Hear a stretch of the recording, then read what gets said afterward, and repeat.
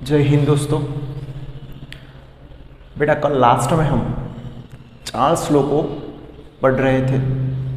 कल लास्ट में हमारा चार्ल्स लॉ चल रहा था।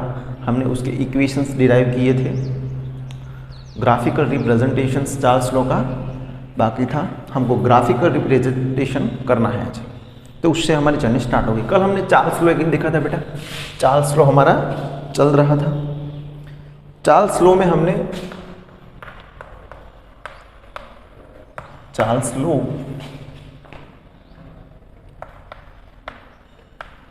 ओके, तो उसमें हमने क्या देखा था कि टेम्परेचर बढ़ाने पर वॉल्यूम बढ़ता है। चाचा की टीवी, ऐसे हमने याद किया था ना बेटा।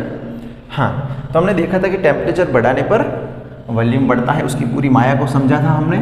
और T/V is equal to K means constant, ये बातें की थी। और एक और इक्वेशन हमने देखी थी, अगर हर टेम्परेचर 0 डिग्री सेल्सियस से अगर T डिग्री सेल्सियस तक 0 डिग्री सेल्सियस से T डिग्री सेल्सियस तक अगर हम टेम्परेचर बढ़ाते हैं तो उस T डिग्री सेल्सियस पर गैस का वॉल्यूम कितना होगा? VT is equal to V0 plus V0 into T, और वो भी सेल्सियस में, अपॉन 273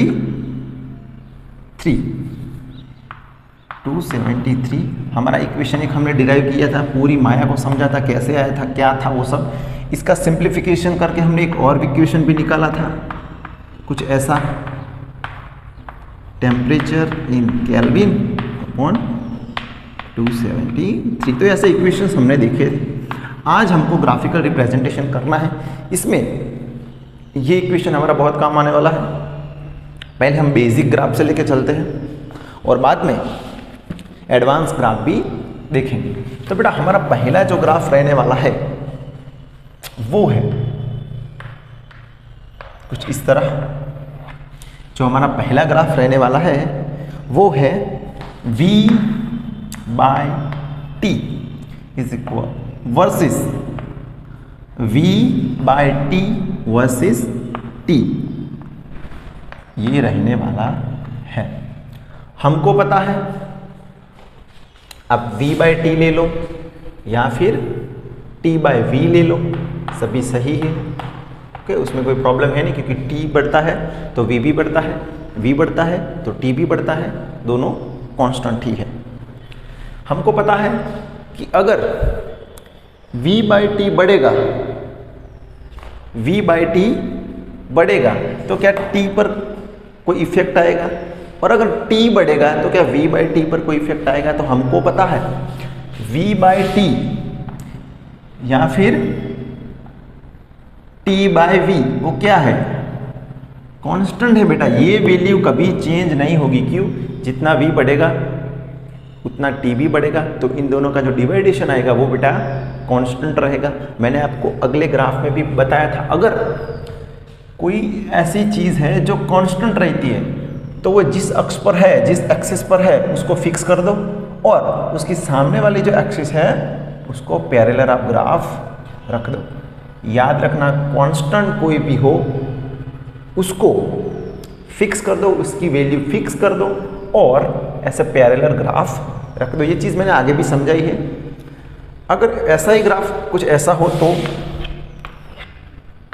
V/T वर्सेस V हो, तो हमको पता है ये वैल्यू तो फिक्स है, ये वैल्यू कांस्टेंट है, ये वैल्यू कभी चेंज नहीं होती है इस लॉ में, इसलिए इसकी वैल्यू हो जाएगी फिक्स, और सामने वाले एक्सिस को कर दो पैरेलल बेटा। तो ये ग्राफ कुछ ऐसा आएगा। आई होप ये ग्राफ आप दो समझ गए हैं और मैंने आगे भी समझाया है। ओके, चलो इसके बाद बेटा जो ग्राफ्स आते हैं ना वो देखते हैं। इसके बाद बेटा जो ग्राफ आने वाले हैं, पहले हम बेसिक ग्राफ को कंप्लीट कर देंगे, बाद में थोड़ा एडवांस ग्राफ देखेंगे। ये आपको आई होप समझ में आ गया है। ओके ओके, चलो अभी इसको मैं क्लियर कर रहा हूँ। चलो बेटा, V versus P, V versus P हमको पता है ये कब वैलिड है? एट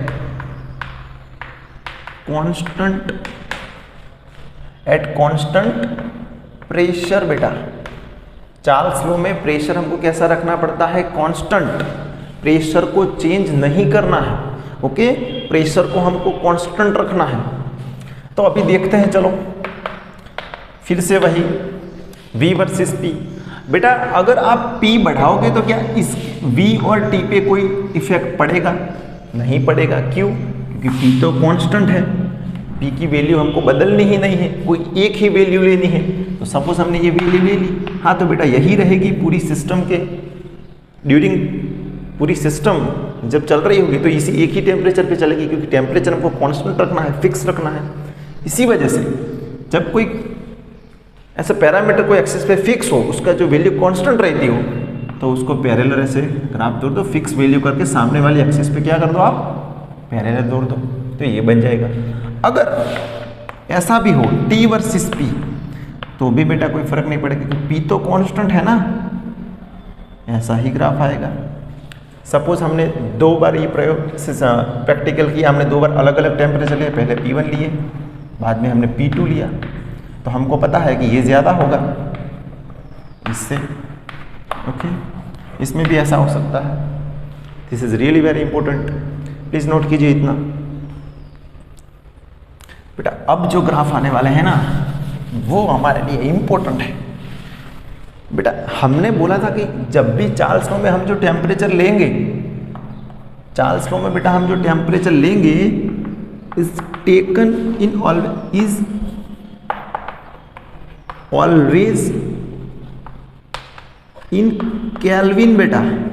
और ये मैंने आपको साबित करके दिया था, प्रूफ करके दिया था। इधर से हमने प्रूफ किया था कि टेम्परेचर जो बेटा लेंगे हम वो सिर्फ केल्विन में ही लेंगे। टेम्परेचर ऑलवेज किस में रहेगा? केल्विन में ही रहेगा चार्ल्स लॉ में। जितना भी आप टेम्परेचर बढ़ाते हैं वो टेम्परेचर हम केल्विन में ही लेंगे। ये मैंने आपको प्रूफ करके दिया था। क्यों? क्योंकि इसका हमने सिंप्लीफिकेशन दिया था, T + 273 is also T kelvin. तो बेटा हम 2 ग्राफ तो करते हैं। पहले जो हमारा ग्राफ है रियली वेरी इंपॉर्टेंट, ये ग्राफ आपके NCERT में भी होगा, और इसमें से क्वेश्चन नीट JEE एडवांस में आते हैं, JEE में आते हैं। बहुत सारे क्वेश्चंस हमने देखे हैं। तो बेटा हमारा पहला जो रहने वाला है वो होगा टेम्परेचर वर्सेस वॉल्यूम, और टेम्परेचर भी किस में? केल्विन में।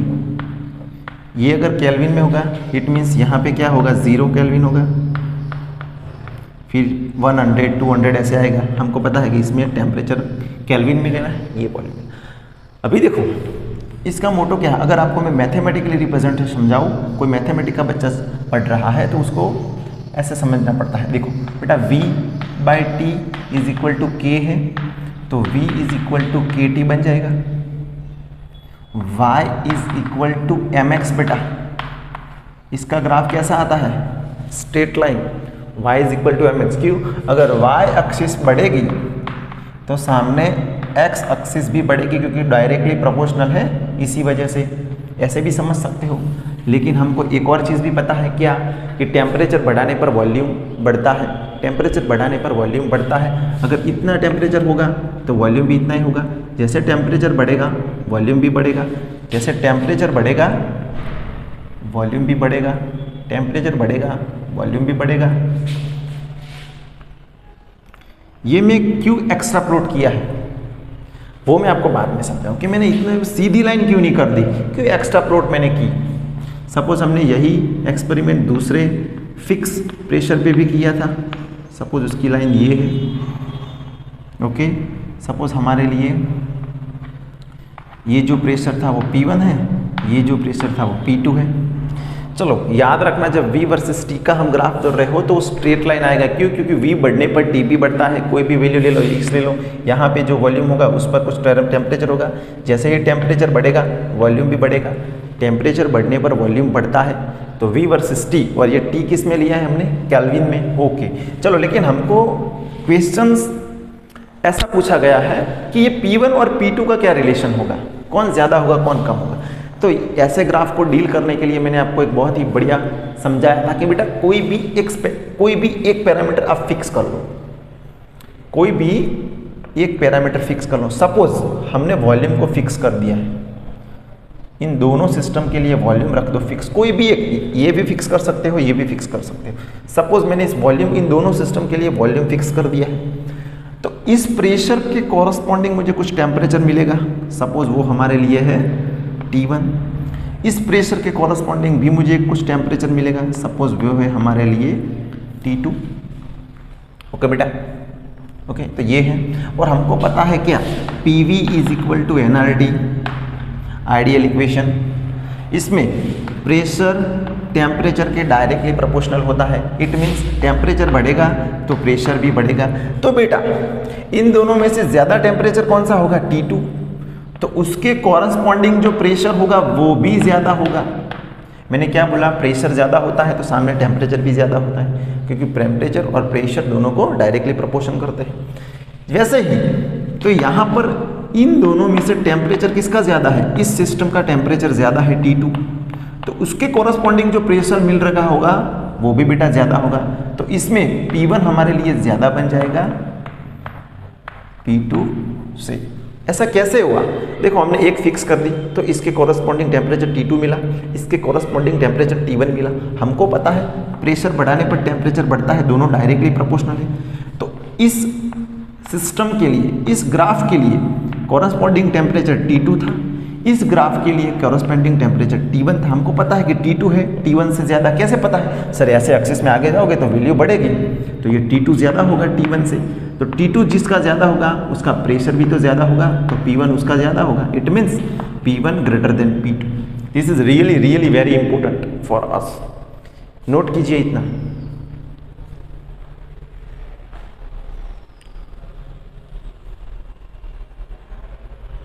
ओके चलो अभी मैं क्लियर कर रहा हूँ बेटा। इसके बाद जो आने वाला है, याद रखना, यहां पर हमने वॉल्यूम वर्सेस टेम्परेचर का ग्राफ दिया था, जिसमें टेम्परेचर को हमने केल्विन में लिया था। अब हम जो ग्राफ रखने वाले हैं, अब बेटा जो हम ग्राफ रखने वाले हैं, this is really really very important.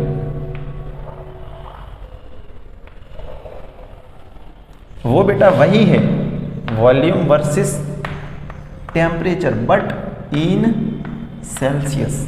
अभी टेम्परेचर हम सेल्सियस में लेंगे। इट मीन्स यहाँ पे 0 डिग्री सेल्सियस होगा। ओके सर, राइट, ओरिजिन पे 0 डिग्री होगा, फिर 10 डिग्री, 20 डिग्री, 30 डिग्री ऐसे आएगा। You are right. ओके बेटा, ये अपनी एक्स एक्सिस है, ये अपनी वाई एक्सिस है। अभी हमको ग्राफ, हमको पता है टेम्परेचर बढ़ाने पर वॉल्यूम बढ़ता है। क्या ग्राफ ऐसा आएगा? नो, ग्राफ ऐसा नहीं आएगा। क्यों बेटा? हमारे पास एक इक्वेशन है वॉल्यूम और टेम्परेचर का, कि टेम्परेचर बढ़ाने पर इतना वॉल्यूम मिलता है। सपोज हमारे पास यहाँ पे कितना वॉल्यूम है वो हमको निकालना है, तो 0 डिग्री पे कितना वॉल्यूम है, तो टेम्परेचर में आप क्या रख दो, 0 रख दो। तो Vt is equal to V0 plus V0, temperature कितना है हमारा पहला लेना है हमको 0, तो ये 0 रख दिया अपॉन 273, पूरा पोर्शन 0 हो गया। Vt is equal to V, यानी कि 0 डिग्री टेम्परेचर पे हमको वॉल्यूम V0 कुछ मिल रहा है, 0 नहीं मिल रहा है। ये वॉल्यूम हमको कुछ ना कुछ मिल रहा है, 0 नहीं मिल रहा। इस 0 डिग्री सेल्सियस पे हमको टेम्परेचर, 0 डिग्री सेल्सियस टेम्परेचर पर हमको वॉल्यूम कुछ मिल रहा है, कितना, V0। तो बेटा ग्राफ ऐसा आएगा, क्योंकि 0 डिग्री पर आपको कुछ वॉल्यूम मिल रही है। Understand what I want to say? देखो बेटा, अगर हमने केल्विन में रखा था तो क्या था, चलो 0 डिग्री केल्विन इधर रख दो, तो वॉल्यूम भी बेटा 0 बन जाएगा, इसलिए ओरिजिन से ग्राफ स्टार्ट हो रहा था। लेकिन यहाँ पे 0 डिग्री रख दो अगर सेल्सियस है तो वॉल्यूम 0 नहीं हो रहा है, कुछ ना कुछ वॉल्यूम हमको मिल रही है। कितनी? V0 जितनी। तो बेटा कुछ 0 डिग्री सेल्सियस पे कुछ ना कुछ वॉल्यूम हमको मिलेगी। तो सर ये वॉल्यूम 0 कब होगा? Really really very important, please यहाँ पे ध्यान दीजिए। सर ये वॉल्यूम 0 कब होगा?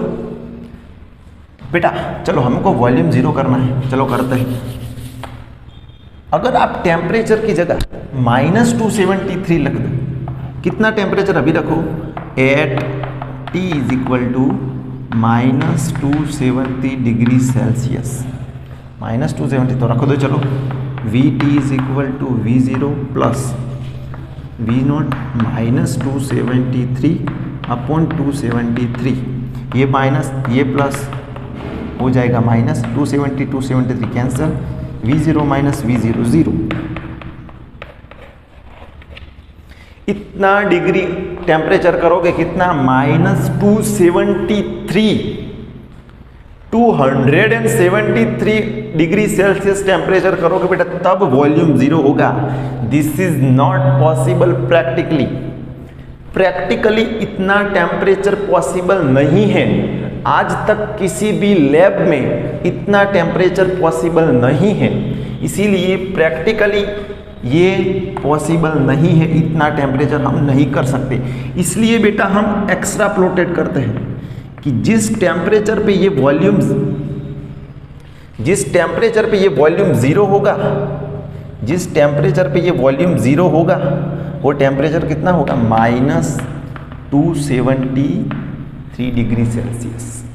-273 पर बेटा वॉल्यूम जीरो होगा, और इतना वॉल्यूम पॉसिबल नहीं है, सॉरी इतना टेम्परेचर पॉसिबल नहीं है।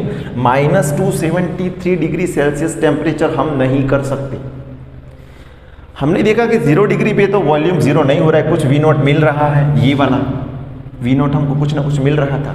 तो किस टेम्परेचर पे ये वॉल्यूम जीरो होगा, तो हमने T की जगह -273 रखा, तो हमको वॉल्यूम जीरो आया। इतना टेम्परेचर करोगे बेटा, तब गैस का वॉल्यूम नहीं रहेगा, गैस फ्रीज हो जाएगी, गैस ही नहीं रहेगी। लेकिन इतना टेम्परेचर पॉसिबल नहीं है, इतना टेम्परेचर हमारी लैब में नहीं, किसी भी लैब में पॉसिबल ही नहीं है। याद रखना, क्या याद रखना, क्या याद रखने की बात कर रहा हूं मैं बेटा, याद रखना कि -273, पहले तो हमको ये लिखना पड़ेगा कि बेटा क्या हुआ, at -273 degree Celsius the volume of gas become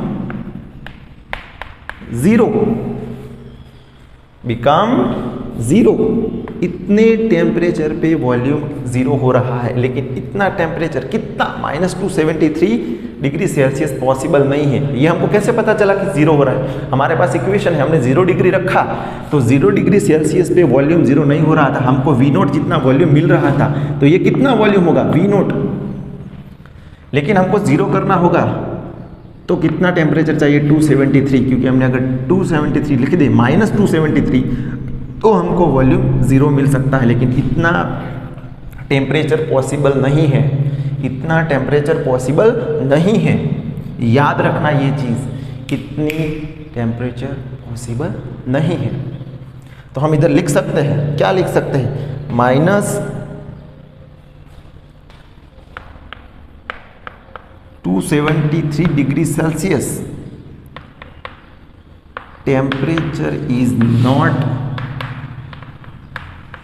possible in lab.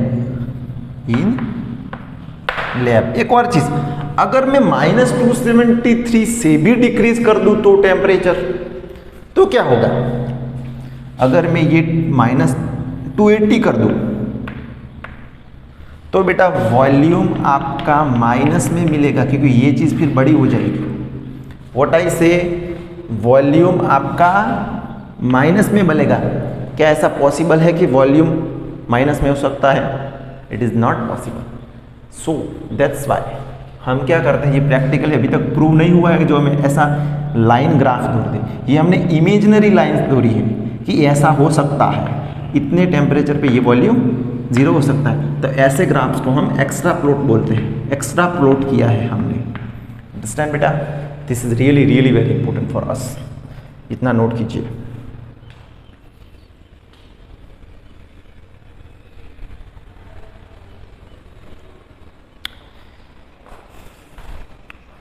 -273 degree Celsius बेटा पॉसिबल नहीं है। ओके, अभी मैं क्लियर करने जा रहा हूं।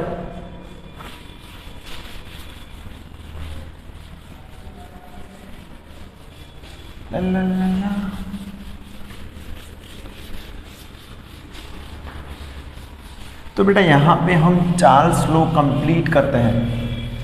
चार्ल्स लॉ हम यहाँ पे कंप्लीट करते हैं। आई होप आपने चार्ल्स लॉ को कंप्लीटली समझा है, उनके ग्राफ्स को समझे हैं। क्या कहना चाहता है, कांस्टेंट प्रेशर था, तो हमने आपको प्रैक्टिकली भी प्रूव कराया था कि कैसे टेम्परेचर बढ़ने पर वॉल्यूम बढ़ रहा है। अभी जो बेटा हम देखने वाले हैं वो है गैल्यूसिक लॉ। अभी जो हम बेटा पढ़ने वाले हैं वो है हमारा गैल्यूसिक लॉ। गैलू नहीं बेटा, गैल्यूसिक्स लॉ, ये है हमारा गैल्यूसिक लॉ। उसको हम पीटी रिलेशनशिप भी बोलते हैं,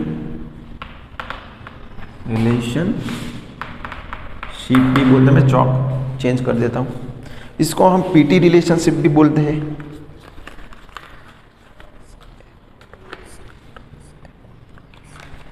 बेटा इसको एक और नाम से भी जाना जाता है, एमोटन्स law.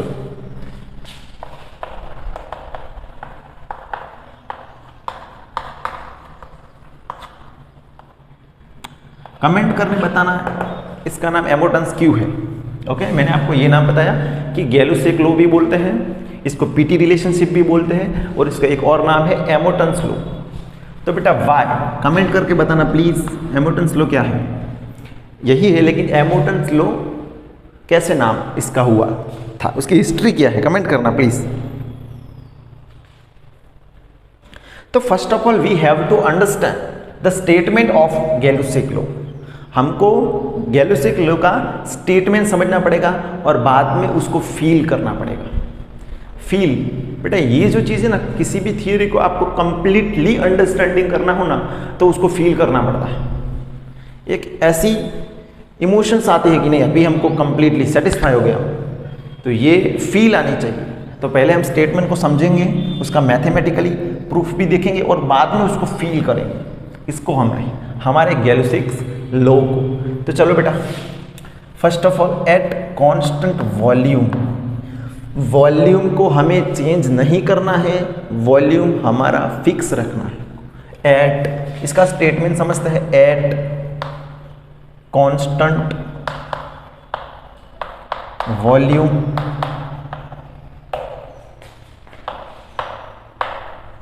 The pressure of given amount of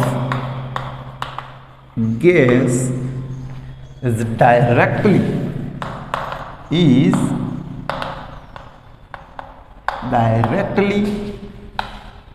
proportional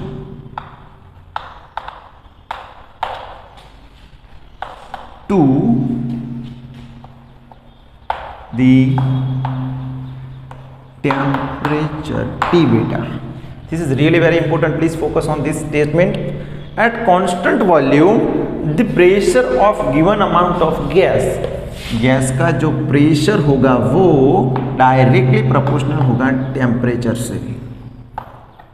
eight constant volume, volume को हमको कैसा रखना है, constant.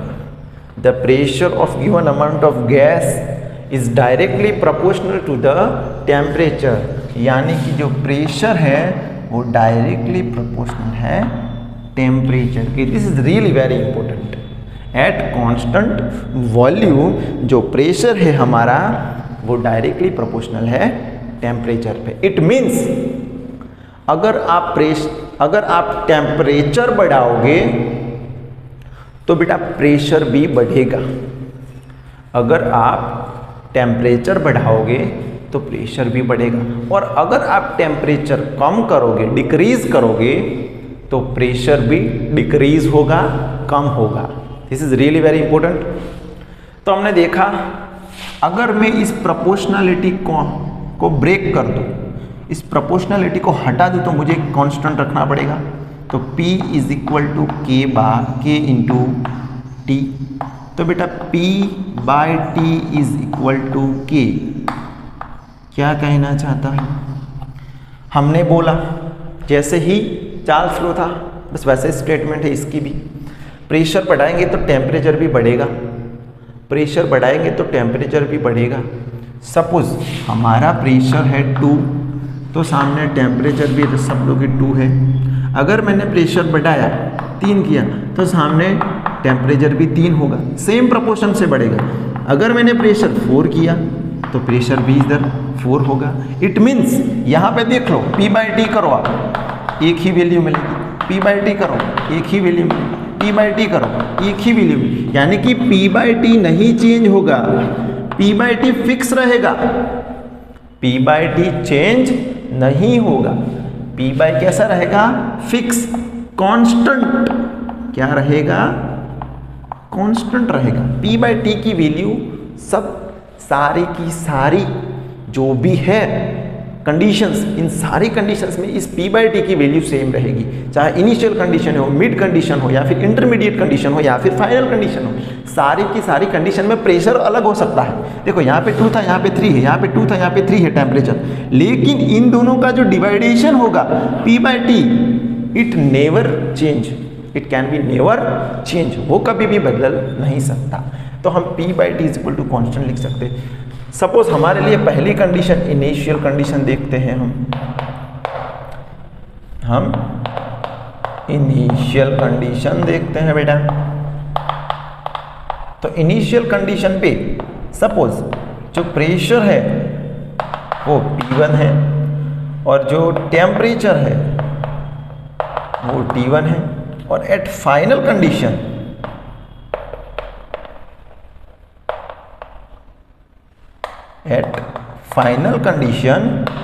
pressure will be P2 and temperature suppose T2 है। आप इसका रेशियो लेंगे, यानी कि P1 बाई T1 करोगे तो ये K वैल्यू मिलेगी। मैंने बोला ना, सपोज ये हमारी इनिशियल कंडीशन, इनिशियल पे प्रेशर 2 है, टेम्परेचर भी 2 है, तो प्रेशर और टेम्परेचर को हमने देखा तो 1 उसकी वैल्यू है। फिर हमने फाइनल कंडीशन ली, प्रेशर हमने बढ़ा दिया 1 प्रोपोर्शन से, सामने टेम्परेचर भी बढ़ गया क्योंकि ये रूल है, प्रेशर बढ़ाने पर टेम्परेचर बढ़ेगा, यानी फिर टेम्परेचर बढ़ाने पर प्रेशर बढ़ेगा। तो इन दोनों का जो डिवाइडेशन होगा वो भी 1 है, यानी कि यहाँ पर P2 बाई V2 हमको जो मिलेगा वो भी एक वैल्यू जो मिलेगी K, और ये दोनों कैसे होगी, सेम, क्योंकि P बाई टी बेटा कांस्टेंट रहता है, वो कभी चेंज नहीं होता। तो इन दोनों को मैं कंपेयर कर सकता हूँ, यानी कि P1 upon T1 is equal to P2 upon T2। ये मैं लिख सकता हूँ, कब लिख सकता हूँ, एट कांस्टेंट वॉल्यूम। और बेटा नंबर ऑफ मोल्स जो गैस होगा उसके जो नंबर ऑफ मोल्स सेम रहेंगे, जितना ही गैस लगेगा उतना ही रखेंगे, उसमें हम ज़्यादा गैस ऐड नहीं करेंगे। ओके, तो ये चीज़ें हमारे लिए, अगर मैंने ये P1 और P2 लिया है तो मैं ऐसे भी लिख सकता हूँ, इनिशियल के लिए Pi, टेम्परेचर Ti, फाइनल के लिए टेम्परेचर Pf और प्रेशर Pf और टेम्परेचर Tf। ऐसे भी लिख सकता हूँ, ऐसे भी लिख सकता हूँ, कोई भी चीज़, दोनों सही है। तो बेटा ये है मैथमेटिकल रिप्रेजेंटेशन ऑफ गैलोसियस लॉ। ये क्या है, मैथमेटिकली रिप्रेजेंटेशन। बाद में हमको इसको फील करना है कि सर कैसे प्रेशर बढ़ाने पर टेम्परेचर बढ़ता है, वो भी कांस्टेंट वॉल्यूम पे, कैसे सर। तो बेटा मैं आपको प्रूफ करके देना है आपको, तो ये पहले नोट कीजिए इतना, बाद में मैं आपको फील करवाता हूँ।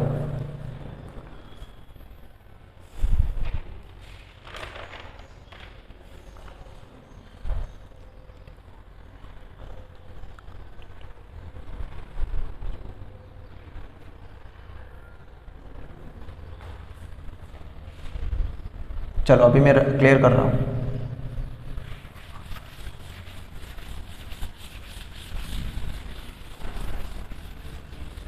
बहुत ही बढ़िया।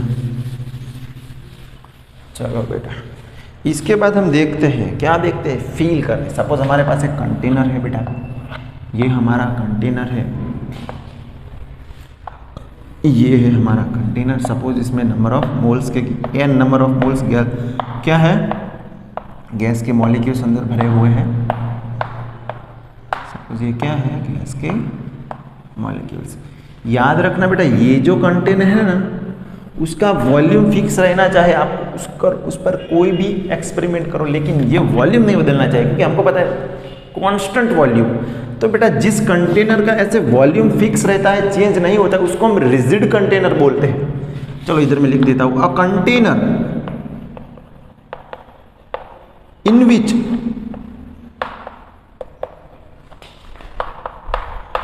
विच volume is fixed is called rigid container। क्या बोलते हैं हम इसको? रिजिड कंटेनर, जिसका वॉल्यूम चेंज ना होता हो।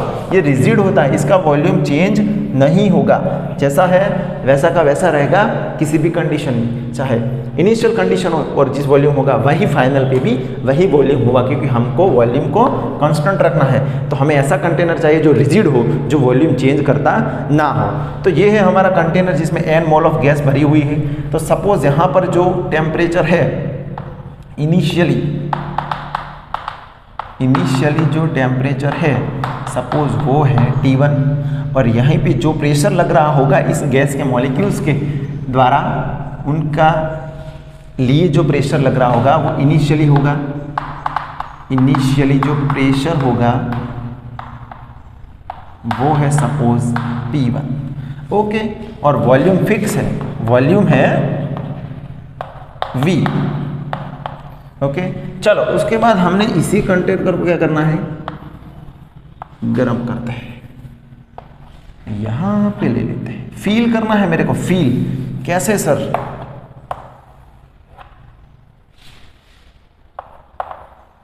यही कंटेनर हमने यहां लिया जो रिजिड है, जिसका वॉल्यूम फिक्स है, उतने ही नंबर ऑफ मोल्स गैस है। ये क्या है? गैस के मॉलिक्यूल्स है, एकदम आपकी तरह बदमाश, ओके बेटा। तो ये है, यहाँ पे हमको उसको हीट देनी है, टेम्परेचर बढ़ाना है, इंक्रीज करना है, ओके। हीट दे रहे हो, गर्म कर रहा है, ओके। तो ऑब्वियसली बात है, यहाँ पर टेम्परेचर कोई आप गरम नहीं कर रहे थे, वैसा का वैसा था। जो टेम्परेचर था वो T1 था, उसका जो प्रेशर बिल था वो P1 था, वॉल्यूम फिक्स है। ये एक रिजिड कंटेनर है जिसका वॉल्यूम फिक्स है, लेकिन यहाँ पर हम टेम्परेचर बढ़ा रहे हैं, तो ऑब्वियसली जो T2 होगा बेटा वो ग्रेटर देन T1 होगा। क्यों? क्योंकि यहाँ पे हम हीट दे रहे हैं, इसी वजह से T2 T1 से ज़्यादा होगा।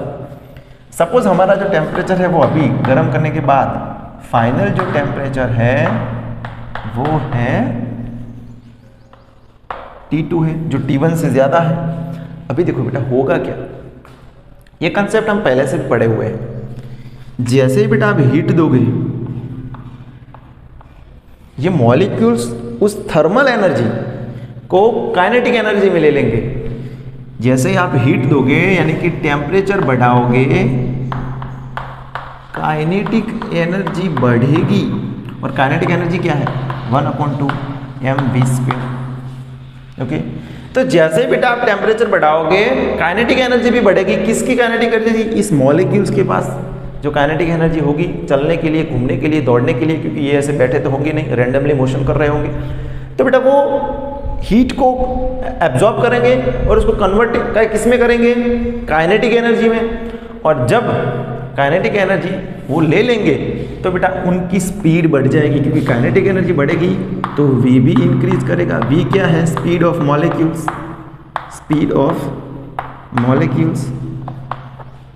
अगर ये चौक है, समझो ये गैस का मॉलिक्यूल्स है, ये कंटेनर की एक वॉल है, अगर ये लो स्पीड से इस पर स्ट्राइक करता है तो उसका फोर्स भी लो होगा।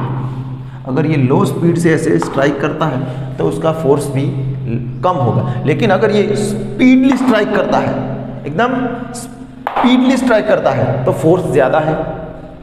फील कर रहे हो ना मैं क्या बोल रहा हूँ? अगर ये गैस का मॉलिक्यूल्स है, उसकी स्पीड कम है, पहले यहाँ पे स्पीड कैसी है? कम है, हम हीट नहीं दे रहे, तो वो एकदम लो, उसका फोर्स लो होगा, एकदम क्या बोल सकते हो आप, धीरे धीरे स्ट्राइक करेगा, एकदम ऐसे इसका फोर्स कुछ नहीं होगा, ऐसे करेगा। लेकिन अगर मैंने टेम्परेचर बढ़ा दिया, अभी ये मॉलिक्यूल पागल हो गया क्योंकि उसके पास काइनेटिक एनर्जी आ गई, उसके पास काइनेटिक एनर्जी आ गई, तो अभी ये फुल स्पीड से स्ट्राइक करेगा, अभी ये फुल स्पीड से ट्राई करेगा। तो जब फुल स्पीड से वो ट्राई करेगा बेटा, तो फोर्स बढ़ जाएगा, फोर्स इंक्रीज हो जाएगा। जैसे स्पीड बढ़ेगी वो ऐसे स्ट्राइक करेंगे धड़ाधड़, जहां पे भी टाइम मिले, जहां पे भी उसको एरिया मिलेगा, जहां पे भी उसको जगह मिलेगी वहां पे वो स्ट्राइक करने लगेगा, और वो भी फुल स्पीड से। और फुल स्पीड से जब कोई स्ट्राइक करेगा तो वो फोर्स भी ज्यादा होगा। तो हमारे पास एक फॉर्मूला है, pressure is equal to force upon area. तो बेटा फोर्स बढ़ेगा तो प्रेशर भी बढ़ेगा। फील हुआ कि नहीं हुआ? फोर्स कैसे बढ़ा? मॉलिक्यूल्स की स्पीड बढ़ने पर। स्पीड कैसे बढ़ी? काइनेटिक एनर्जी बढ़ने पर। काइनेटिक एनर्जी कैसे बढ़ी? टेम्परेचर बढ़ाने पर। तो टेम्परेचर बढ़ाओगे, मॉलिक्यूल्स को काइनेटिक एनर्जी मिलेगी, खाना मिलेगा दौड़ने के लिए, तो वो पागल हो जाएंगे। तो फिर जो भी वो एनर्जी लेके घूम रहे होंगे, जिधर भी जगह मिलेगी स्ट्राइक करेंगे, वो भी ज़्यादा फोर्स से, क्योंकि अभी उनकी स्पीड बढ़ गई है। जैसे स्पीड बढ़ेगी फोर्स बढ़ेगा, और फोर्स बढ़ेगा तो अल्टीमेटली टेम्परेचर भी बढ़ेगा। तो बेटा हमारा यहाँ पर जो फाइनल प्रेशर मिलेगा वो P2 होगा, जो ग्रेटर देन P1 होगा, T1। समझे आप? This is really really very important, please इतना नोट करो। इसके बाद हमको फील करना है एक और चीज। ओके, अभी क्लियर कर रहा हूँ मैं। तो ये बेटा लास्ट में हमने ये किया, टेम्परेचर बढ़ा, प्रेशर बढ़ा। कितना बढ़ा ये अब फील करें कि सर चलो टेम्परेचर बढ़ने पे प्रेशर तो बढ़ा, लेकिन अगर मैं 0 डिग्री से 1 डिग्री, ओनली 1 डिग्री सेल्सियस को टेम्परेचर बढ़ा रहा हूँ। हाँ, एक और चीज़, इन दिस जो टेम्परेचर होगा बेटा इज ऑलवेज इन केल्विन। गैलू से लो में जो हम टेम्परेचर लेंगे वो केल्विन में ही लेंगे। ओके सर, प्रेशर तो बढ़ा, सही बात है, लेकिन कितना बढ़ेगा वो अब समझते हैं। चलो अभी क्लियर कर रहा हूँ।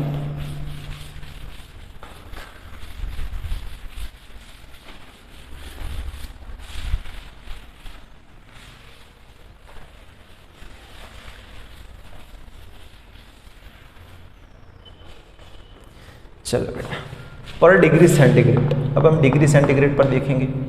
पर डिग्री सेंटीग्रेड, पर डिग्री सेंटीग्रेड। सपोज पहले 0 डिग्री पर, पहली जो कंडीशन है 0 डिग्री टेम्परेचर है, 0 डिग्री सेल्सियस, उस पर जो हमको प्रेशर मिल रहा है वो P0 है। वैसा ही बेटा जैसे हमने चार्ल्स लॉ में किया था, और फील के साथ 0 डिग्री टेम्परेचर है तब उसका प्रेशर कुछ रहा था। अब हमको पता है कि टेम्परेचर बढ़ाने पर प्रेशर बढ़ता है, लेकिन कितना बढ़ता है? तो बेटा इतना बढ़ता है। जैसे अगर आप 1 डिग्री बढ़ाओगे, 1 डिग्री सेल्सियस का टेम्परेचर बढ़ा दिया, तो सामने प्रेशर पर कुछ इतना इंक्रीजन होगा।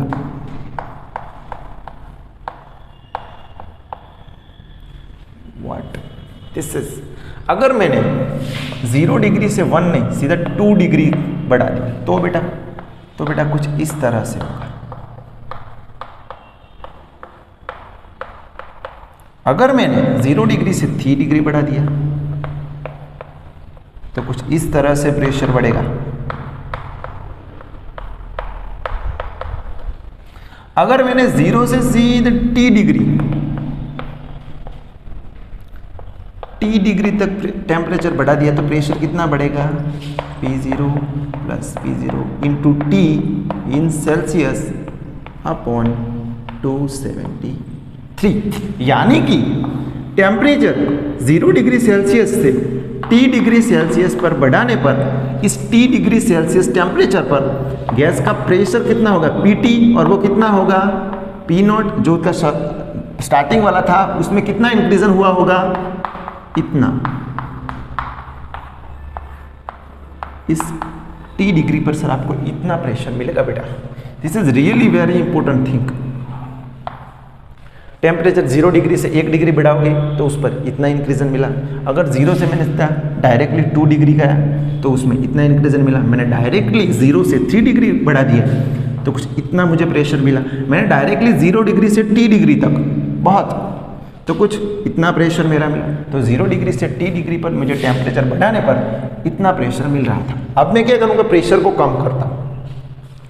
सपोज 0 डिग्री पर मेरे पास इतना प्रेशर है, कितना P0 का। अभी टेम्परेचर कम करो, चलो 0 से -1, तो प्रेशर कम हो जाएगा, क्योंकि हमको पता है प्रेशर बढ़ने पर, टेम्परेचर बढ़ने पर प्रेशर बढ़ता है, टेम्परेचर कम होने पर प्रेशर कम होता है। तो टेम्परेचर अभी कम हुआ तो कितना कम होगा, कुछ इतना बेटा, कम होगा माइनस कितना 1 डिग्री अपॉन 273। अगर मैंने 0 से डायरेक्टली -2 कम कर दिया तो P0 माइनस P0 अपॉन 2/273। अगर मैंने डायरेक्ट 0 से T कर दिया, क्या कर दिया, T डिग्री, -T डिग्री घटा दिया टेम्परेचर, तो बेटा उस टाइम जो मेरे को प्रेशर मिलेगा कुछ इस तरह मिलेगा।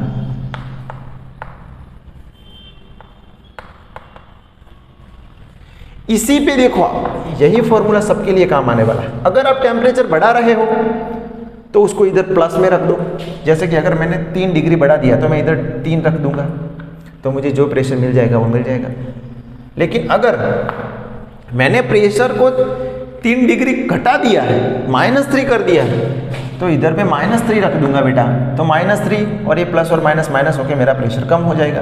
तो आप इसी में ही सब कुछ कर सकते हो, इसी में ही टेम्परेचर को माइनस भी रख सकते हो इफ़ घटाओगे तब, इसी में ही टेम्परेचर को प्लस रख दो जब बढ़ाओ तब। तो यहाँ से ही सब कुछ आपको मिलता है। आई होप आप अंडरस्टैंड कर जाए कि ये फॉर्मूला कैसे आया। T डिग्री टेम्परेचर बढ़ाने पर प्रेशर कितना बढ़ता है, यहाँ से हम निकाल सकते हैं। क्लियर करता हूँ मैं, प्लीज़ आप इतना नोट करो, मैं क्लियर करता हूँ, बाद में हम उसके ग्राफ्स देखते हैं। कुछ है नहीं,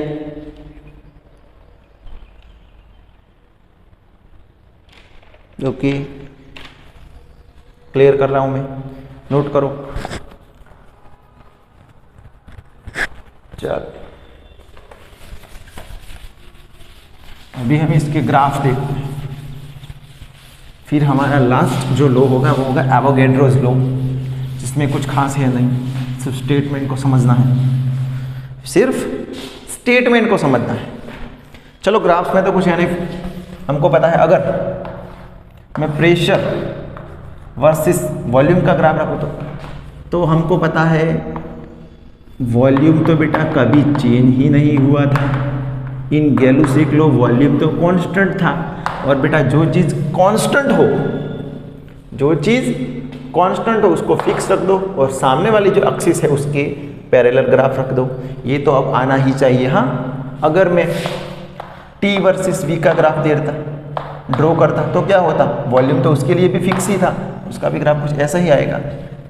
this is really basic situation है, आपको ये समझ में आनी चाहिए। ओके चलो उसके बाद मेरा ग्राफ कुछ ऐसा है, P/T versus T and P/T versus P। तो हमको ये भी पता है इन गैलुसिक लो,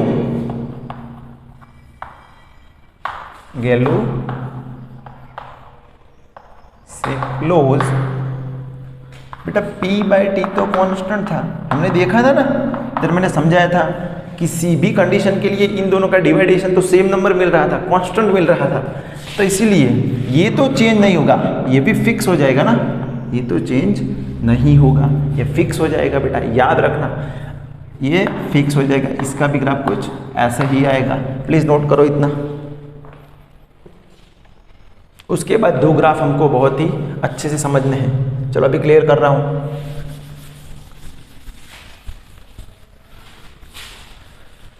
तो हमारे पास कुछ इस तरह का इक्वेशंस था।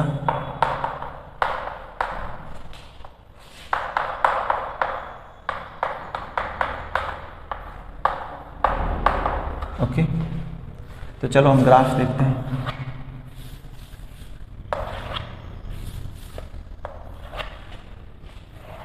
पहले जो है बेटा वो टेम्परेचर हम केल्विन में लेंगे और यहाँ पर हम देखेंगे प्रेशर।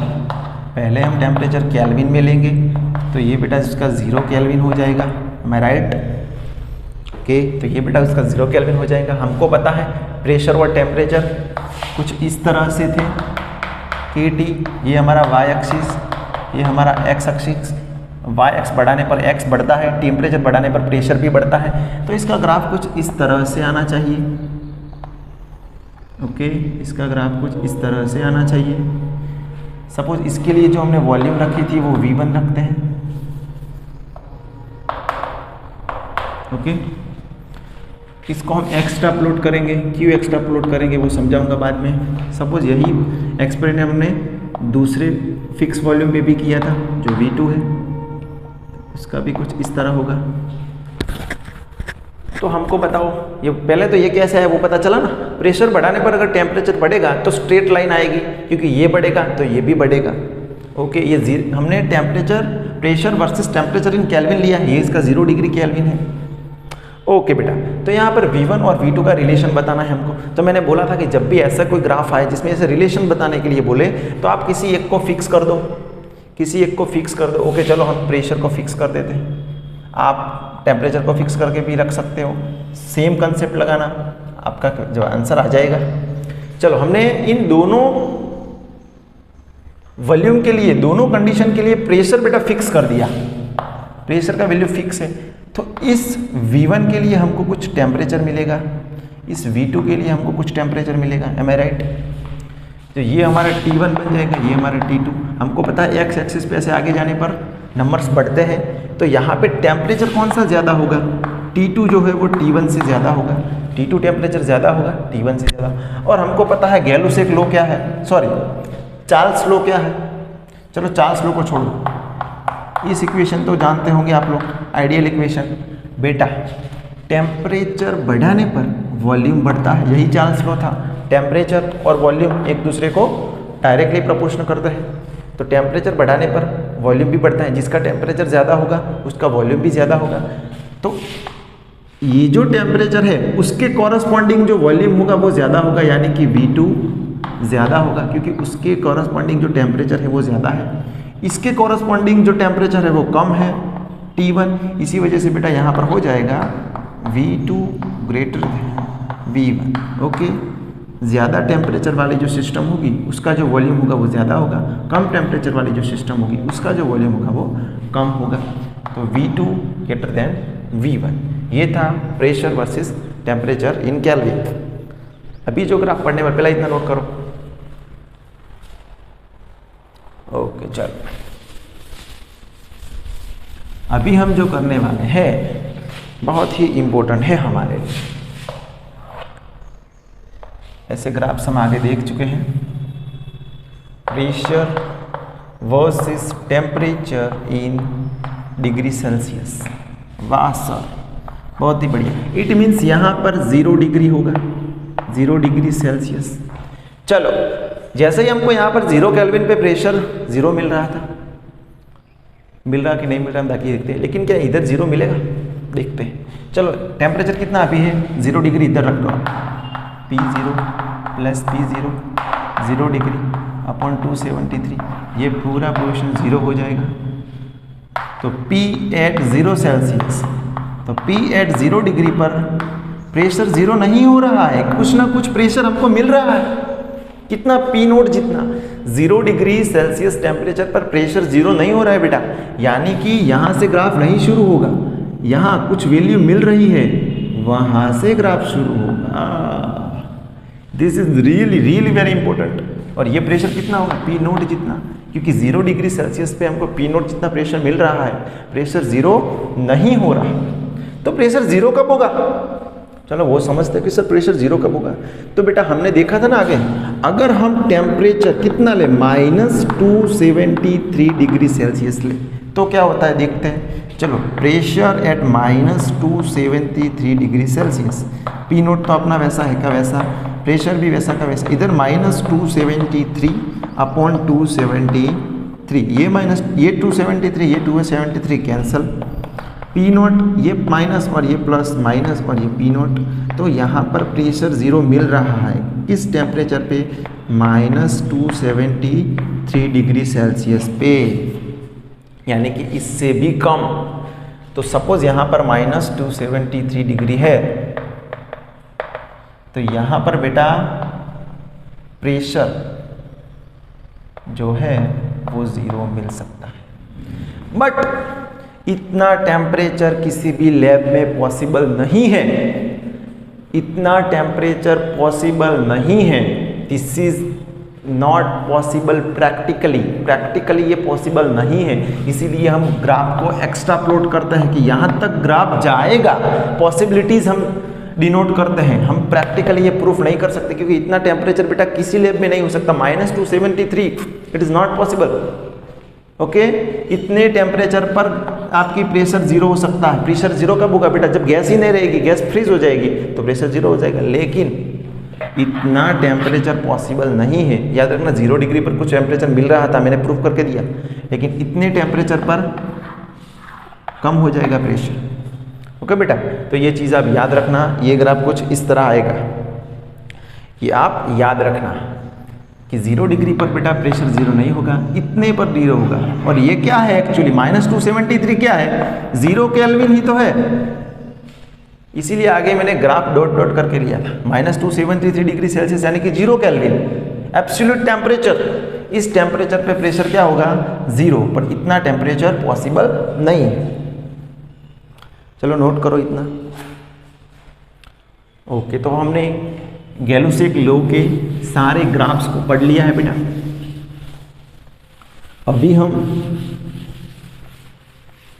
अभी हम एक और लॉ की बात करने वाले हैं जो गैसियस लॉ का लास्ट लॉ होगा, एवोगैड्रोस लॉ। क्या? Avogadro's law. Avogadro's law. Avogadro's law क्या है? According to this law,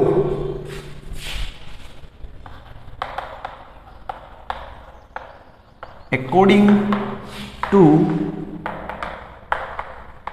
this law, ये लो क्या कहता है? Equal volume contain equal number of moles. According to this law, the equal volume contain equal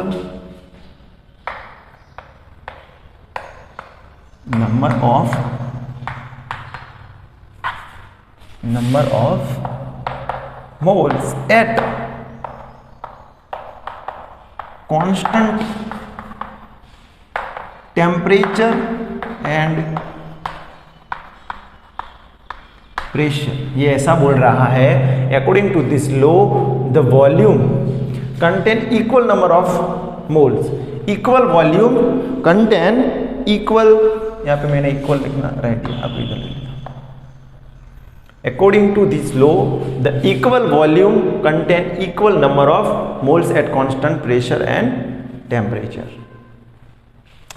आप इसको इस तरह से भी लिख सकते हो, the volume is directly proportional to the, ऐसे लिख सकते हो, according this law, according to this law the volume of gas is directly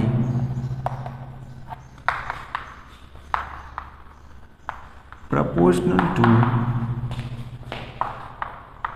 the number of mole of gas, number of moles। यानी कि नंबर ऑफ मोल्स बढ़ाओगे, gas का amount बढ़ाओगे तो वॉल्यूम भी बढ़ेगा। गैस का अमाउंट बढ़ाओगे, नंबर ऑफ मोल्स बढ़ाओगे, गैस के मॉलिक्यूल्स बढ़ाओगे, गैस के एटम्स बढ़ाओगे, गैस के पार्टिकल बढ़ाओगे तो सामने उसका वॉल्यूम भी बढ़ेगा।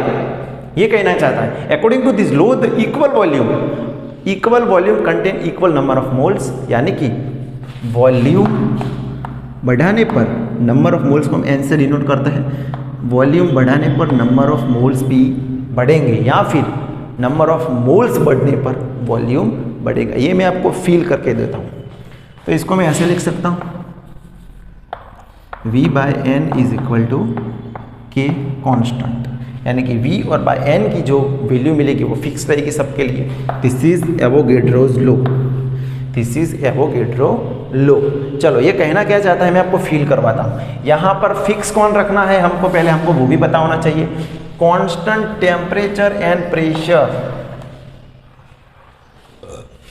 Eight constant temperature and pressure the volume of gas is directly proportional to the number of moles. चलो कांस्टेंट टेम्परेचर और प्रेशर रखना। सपोज हमारे पास एक बलून है, ये क्या है, बलून, आपका बलून, जो भी कलर का आपको पसंद हो वो इमेजिन कर लेना। ये है हमारे लिए बलून, इसमें कुछ गैस है,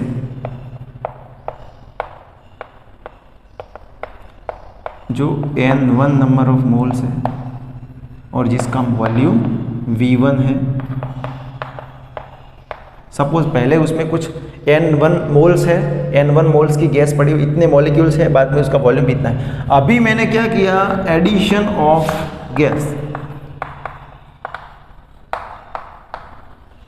मैंने यहां से गैस को ऐड किया। अगर मैं गैस अंदर ऐड करूंगा, इसमें गैस ऐड करूंगा, यानी कि नंबर ऑफ मोल्स गैस के बढ़ेंगे ना। अगर गैस जाएगी तो उसको मॉलिक्यूल ही तो जाएंगे, और क्या जाएगा बेटा, समझ रहे हो ना। इतने मॉलिक्यूल्स था तब वॉल्यूम हमको V1 मिल रहा था। अभी हमको पता है कि अगर हम फुग्गो जो होता है, बलून जो होता है, उसको अगर मैं और उसमें गैस भरूँ और उसमें गैस डालूँ तो बलून बड़ा होगा। हमको पता है ना, जब हम एयर डालते हैं, फूंक मारते हैं तो बलून बढ़ता है, क्योंकि हम गैस डाल रहे हैं, फूंक मार रहे हैं। तो इसके बाद उसका वॉल्यूम ऑटोमेटिकली बढ़ ही जाता है। हमको पता है, ये प्रैक्टिकली प्रूव्ड है बेटा। वॉल्यूम क्या हो जाएगा, बढ़ जाएगा। क्यों? क्योंकि नंबर ऑफ मोल्स अभी ज़्यादा हो जाएगी। या फिर आप ऐसा भी लिख सकते हो, अभी ये गैस का जो बलून होगा वो बेटा एक्सपांड हो जाएगा, बढ़ जाएगा, क्योंकि नंबर ऑफ मोल्स बढ़ जाएंगे। तो हमको पता है कि नंबर ऑफ मोल्स बढ़ने पर वॉल्यूम बढ़ता है। कैसे? जैसे आपको बलून को अंदर गैस ऐड करोगे तो फिर उसका वॉल्यूम भी बढ़ेगा, यानी कि वॉल्यूम और नंबर ऑफ मोल्स एक दूसरे के साथ डायरेक्टली प्रोपोर्शनल है। ये चीज़ आप फील कर रहे हैं, मुझे पता है कि यहाँ पे हमने फील किया कि हाँ, गैस अंदर ज़्यादा डालेंगे, गैस का एडिशन करेंगे तो वो वॉल्यूम का जो होगा वॉल्यूम वो बढ़ेगा बेटा।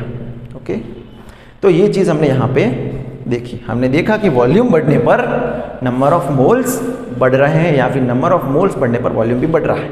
ओके बेटा, तो यहाँ पे हम गैस के सारे लो कंप्लीट करते हैं, और वो भी एकदम परफेक्ट के साथ। मैंने आपको सभी गैस के लो कंप्लीट करवाए हैं, सभी ग्राफ्स मैंने आपको समझा है। तो यहाँ पे एक भी क्वेश्चन हमको ना आए ऐसा नहीं बन सकता। मैंने आपको बेसिक से लेके एडवांस ग्राफ तक भी समझाए, एक एक टॉपिक को मैंने फील करवाया आपसे। तो अब हम कल मिलेंगे नए टॉपिक के साथ। और हाँ, अगले टॉपिक में हम ये जो सारे लॉज हमने पढ़े हैं उनके सारे न्यूमेरिकल्स करेंगे बेटा। ऐसे तो हम नहीं जाएंगे, इसके सारे न्यूमेरिकल्स करेंगे और एडवांस टॉपिक भी समझेंगे। तो मेरे साथ बने रहे और स्टेट ऑफ मैटर पढ़ते रहे। अपना भी ख्याल रखें, अपने परिवार का भी ख्याल रखें। जय हिंद।